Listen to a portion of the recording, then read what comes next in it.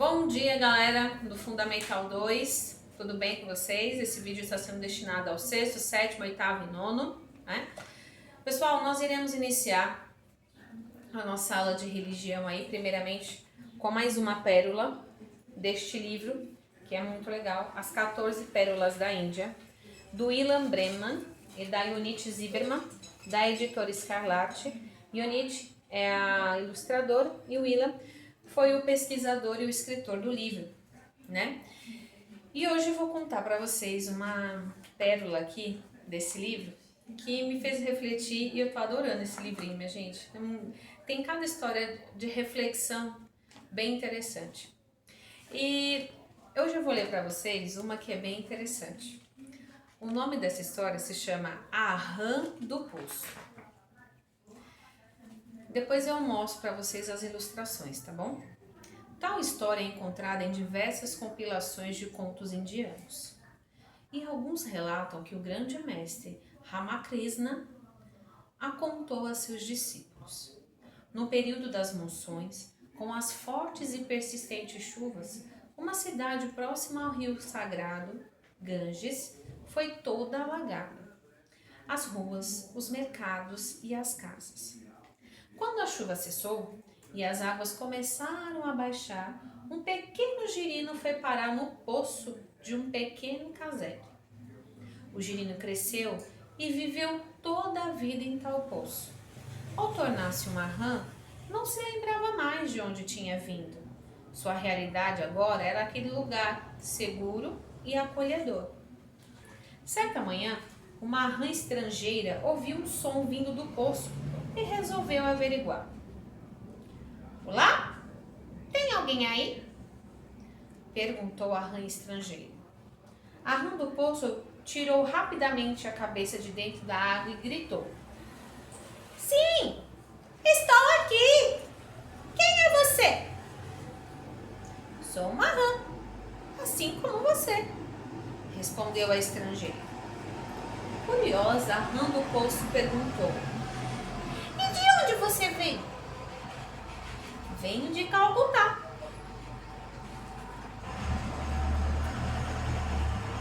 E essa tal Calcutá é grande? A rã estrangeira esboçou um sorriso e respondeu. Imensa, gigantesca, colossal. A rã do poço não gostou de ouvir aquilo e perguntou. Ela é maior do que isto? E se esticou o mais que podia. A estrangeira não aguentou e gargalhou. Irmã, muito maior do que isso. A rã do poço começou a ficar furiosa e perguntou. Calcutá é maior que meu poço? A estrangeira, que agora não parava de rir, respondeu. Infinitamente maior que o seu poço. A rã do poço, tomada pela fúria, respondeu. Nada pode ser maior que meu poço, sua mentirosa. Vá embora, não a quero mais por perto. A estrangeira se afastou e a rã do poço continuou a viver no seu amado e tranquilo lar até a morte. O sábio que relatou essa história disse, ao seu final, assim são os homens, pensam que aquilo que não vem, não existe. Essa história, deixa eu mostrar para vocês as ilustrações. Esse é o início, né? A rã do poço, a rãzinha no poço. E aqui é o final, só tem mais uma florzinha aqui, né? Aqui já começa outra história. Mas aí, minha gente, o que essa história quer dizer? Às vezes a gente se acomoda no nosso pequeno lugar, no nosso pequeno poço, porque lá é acolhedor, porque lá é seguro. E às vezes a gente tem medo de conhecer o novo, ou de assumir que existem coisas maiores do que o nosso poço. E aqui a gente pode colocar fé, a gente pode colocar novos meios de vida, enfim. Às vezes é preciso sair do poço. para a gente conseguir visualizar o novo, conhecer o novo, sem medo, né? E acreditar que existem coisas maiores, não é? Precisamos sair do poço. Eu gostei muito dessa em particular, porque eu acho que tudo que mexe comigo, eu gosto de trabalhar com vocês, porque é uma história tão simples, não dá nenhuma folha direito e tem um grande ensinamento. Sair da mesmice, sair da rotina, fazer as coisas de um modo diferente, né? Tratar as pessoas de um modo diferente. Não é porque é diferente que talvez ela não traga algo bom para você. É claro que o diferente do diferente que eu digo positivo, né? Que tem às vezes coisas negativas que se aproximam da gente e isso a gente tem que mandar para longe. Mas coisas novas, convites bons, que você vê que é uma coisa que vai te colocar para frente, que vai te fazer bem, isso tudo sempre é muito bem-vindo, né? Às vezes a gente tem medo e acaba rejeitando coisas que de repente ia tirar você do poço e te levar para uma Calcutá colossal, linda e maravilhosa, e você com medo de sair do poço e de assumir que, olha só que interessante, que a moral dessa história, eu vou voltar a ler para vocês, que ele diz assim: assim são os homens, pensam que aquilo que não vem não existe. Agora me lembrei de São Tomé, o tal de ver para querer, né? E às vezes você não precisa, né, ver para acreditar que existe algo maior, que vai acontecer algo maior. Você só precisa crer. Então é mais ou menos isso aí que essa história indiana tem para nos dizer, né? Bom, e voltando aos textos sagrados, né? Então gravem bem aí o nome da historinha, né? A rã do poço, né? Deixa eu ver se é o nome. A rã do poço. Gravem bem aí que nós vamos usar ela daqui a pouco. E vamos aí colocar a nossa Bíblia no livro de Gênesis, no capítulo 20, tá? Vocês já estão ligados que o número do capítulo é o maior e o versículo é o número menor, né? Antes de eu começar a ler o texto, eu vou dar uma enxugada para ter tempo, né? Bom, na aula passada nós falamos sobre Sodoma e Gomorra, falamos aí sobre a questão aí do saber ouvir, da obediência, do bom proceder, e hoje nós vamos focar em uma outra área, mas espera aí.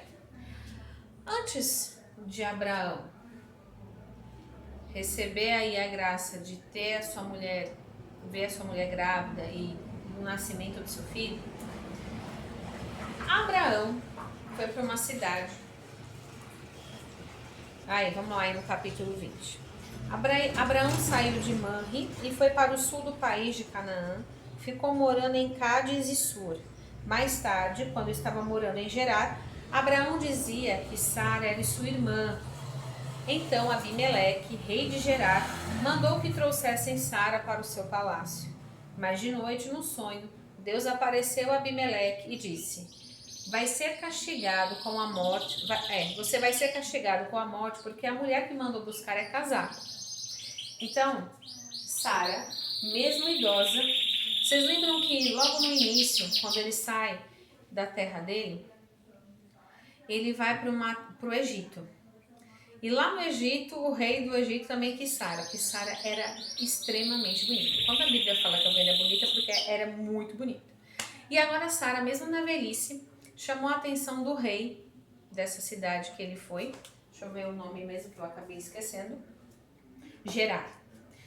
E o rei, assim que viu que Sara era muito bonita e Abraão disse que era sua irmã, ele falou: opa, vou levar para o meu harém. Levou ela para o harém dele. Que Abraão instruía Sara a dizer isso para que não matassem ele, que naquela época rolava muito essas coisas, né? E Deus apareceu em sonho para Abimeleque, dizendo que aquela mulher era casada. E Abimeleque ainda fala para Deus: olha, eu não toquei nela, né? Deus falou assim, não, eu estou aparecendo para você justamente por isso, para que você não cometa nada errado e devolva a mulher para quem é de dono, devolva a César o que é de César, né? E Abimeleque devolveu Sara, não só Sara, mas também deu presentes para Abraão, gado, deu um monte de bichos e escravos para Abraão, tá? Então, já foi um perrengue aí, né?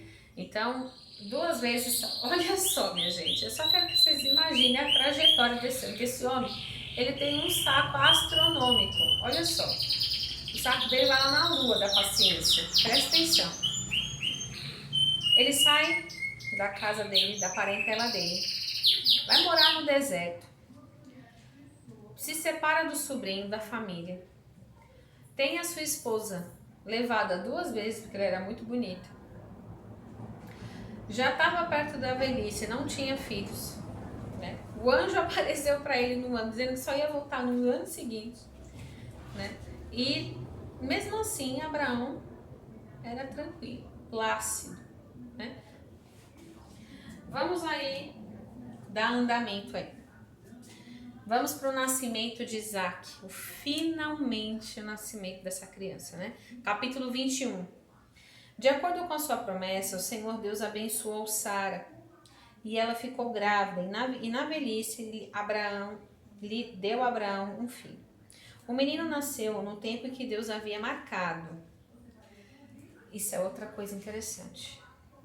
O menino nasceu no tempo que Deus havia marcado, nem antes e nem depois. Exatamente no tempo que Deus havia marcado. Então, às vezes a gente quer tanto uma coisa, mas só vai acontecer quando a data que Deus marcou para acontecer, nem antes e nem depois. E se você se antecipar, você come cru. Depois não, porque Deus não deixa passar para depois, é naquele momento certo. Mas se você se adiantar, você come cru, né? Como Sara. Sara deu o próprio marido para escravo, ter um filho com ele e acabou tendo que deu ruim, né? Então toda vez que a gente tenta colocar os bois na frente da carroça, o negócio empaca, não vai. Então, eu vou ler de novo. O menino nasceu no tempo que Deus havia marcado. Ponto. Abraão pôs nele o nome de Isaac. Quando Isaac tinha 8 dias, Abraão o circuncidou, como Deus havia mandado. Quando Isaac nasceu, Abraão tinha 100 anos. Então Sara disse: Deus me deu motivo para rir, e todos os que ouvirem essa história vão rir comigo. E disse também: quem diria a Abraão que Sara daria de mamar? No entanto, apesar dele estar velho, eu lhe dei um filho. O menino cresceu e foi desmamado. E no dia que o menino foi desmamado, Abraão deu uma grande festa. E aí, eu vou parar aqui hoje, porque essa palavra me emociona, porque é muito interessante a gente perceber que a gente não está só nesse universo e que às vezes eu fiquei emocionada de verdade, porque às vezes a gente acha que ou Deus esqueceu, né, ou que seu sonho às vezes é impossível, mas não é impossível. Tudo tem seu tempo marcado, determinado, nem antes e nem depois, né? Isaac nasceu no tempo exato, determinado por Deus. E às vezes ser Isaac não é necessariamente um filho, mas é outra coisa qualquer. E é exatamente isso que Deus está falando, né? Que vai acontecer, mas um tempo determinado, nem antes e nem depois. Só o que a gente precisa manter é a fé e a confiança. E é aí que é o difícil, né? Por isso que eu acredito que Deus tenha deixado tantos exemplos interessantes na Bíblia para que a gente venha se espelhar neles, que venhamos nos melhorar neles, né? É por isso que eu falo para vocês, eu digo a vocês com todo o coração, eu Não frequento atualmente igreja nenhuma, mas eu leio a Bíblia todos os dias. Eu procuro a minha orientação com Deus. Então, independente da sua crença, da sua religião, esse livro fechado, ele é um livro qualquer. Ele só tem finalidade, funcionalidade quando você abre, lê e lê com o coração, porque só ler por ler também não vai trazer nenhuma mudança. Mas quando você lê buscando resposta, aqui você encontra. Aqui você encontra. Então, chegou o momento em que Sara sorriu. Ela falou, chegou meu dia de sorrir. Né? Ela chorou tanto, ela foi tão humilhada, Sara foi tão humilhada, foi humilhada pela serva, foi humilhada pela sociedade, porque ela era linda, né? E não era, e não podia ter filhos. Então, quantas vezes será que ela não ouviu? O que adianta ser tão linda e não presta nem para ter um filho? Quantos comentários como esse ela não ouviu? Né? Quantos julgamentos Sara não ouviu? Porque Abraão poderia aceitar ela do jeito que ela era, mas a sociedade não aceitava.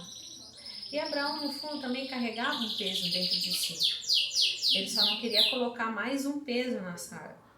Né? E Sara, percebendo o quanto ele fazia, é entendível também o que ela fez quando propôs a Agar. Porque ela também queria retribuir toda a aceitação que Abraão tinha dado a ela, porque Abraão poderia até devolver Sara para a família dela, já que ela não servia para ter filhos. E ele não devolveu, ele ficou com Sara, amou Sara até o último dia da vida dela. Então, é uma história bem interessante.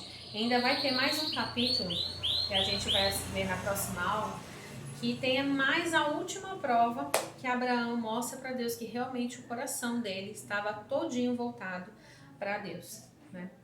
E a lição de hoje, além do que a gente já viu ali na história da rã do poço, para a gente acreditar nas coisas que a gente não vê, né? Que casa exatamente aqui, que tudo nessa vida tem seu tempo determinado. Isaac nasceu exatamente no tempo determinado. Então, exatamente, nem antes e nem depois. Porque nós não somos donos do tempo, muito pelo contrário, né? A vida humana é tão breve, passageira, quanto um sopro. Nós não temos o controle do tempo, mas temos alguém que muito maior que nós que possui esse controle. E ele sabe exatamente o momento certo de você receber aquilo que você tanto quer, que você tanto anseia. Ele sabe também que essa pandemia só vai acabar na hora que nós merecermos isso, na hora que nós entendermos que acima de qualquer coisa existe Deus. Não existe ciência, não existe nada. Existe Deus. E aqui não estou falando, puxando a sardinha para religião nenhuma. Estou falando que essa vida sem Deus é muito pesada. Então, quando a gente coloca Ele em todos os momentos, em todas as coisas, tudo flui com melhor, tudo flui com facilidade, tudo flui com normalidade e tudo acontece no tempo que é para acontecer, nem antes e nem depois. E a atividade de hoje, primeiro eu quero um desenho da primeira história, né? A rã do poço. Esse eu quero um desenho. Mas, gente, eu quero o desenho. Tia Rosângela, mostra aí de novo as imagens? Não, eu conto com a criatividade de vocês. Então, isso é no caderno de religião, tá? O desenho da primeira história. E a segunda história é sobre o nascimento de Isaac. E eu quero aí que você, mais uma vez, escreva aquilo que você absorveu para você.